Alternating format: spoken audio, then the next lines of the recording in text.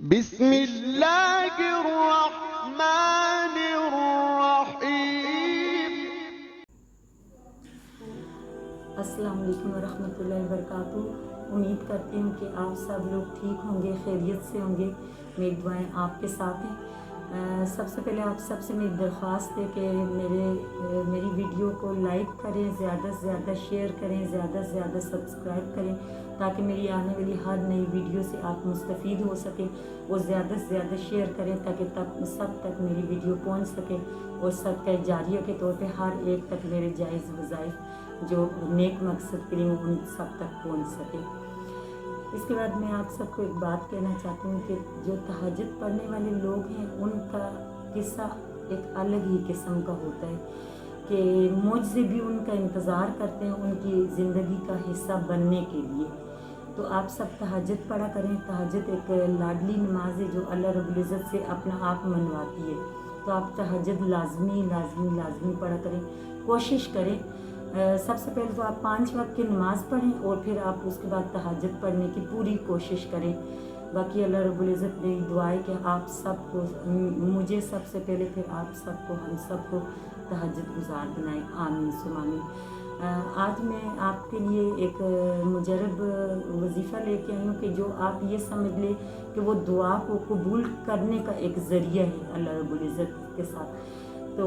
یہ اس طرح ہے کہ ہر روز آپ جو عصر کی نماز ہوتی ہے، عصر کی نماز پڑھنے کے بعد، بلکہ آپ عصر کی نماز پڑھ کے پھر اس کے بعد نہیں، یہ آپ عصر کی مغرب اور عصر کے جو درمیان کا بالکل وقت آ جاتے، یعنی کہ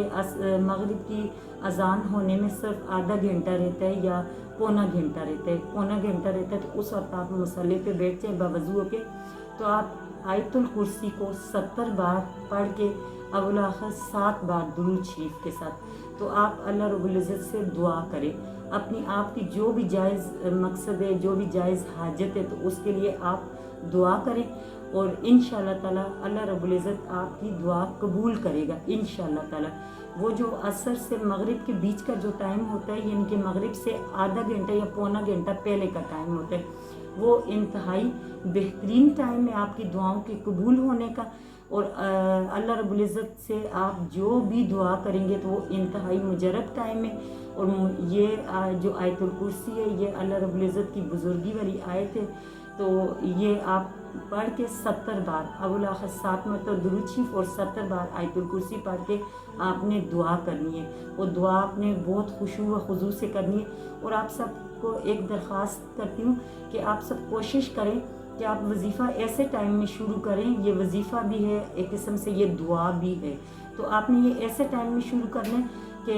جب آپ دعا کر رہے ہوں اور آپ کے دعا کے بالکل اختتامی الفاظ ہوں، تو اس ٹائم پہ مغرب کی اذان شروع ہو جائے، تو وہ انتہائی بہترین ٹائم ہے آپ کی دعا کو قبول ہونے کا۔ اور دوسری بات یہ کہ آپ لوگ اس کو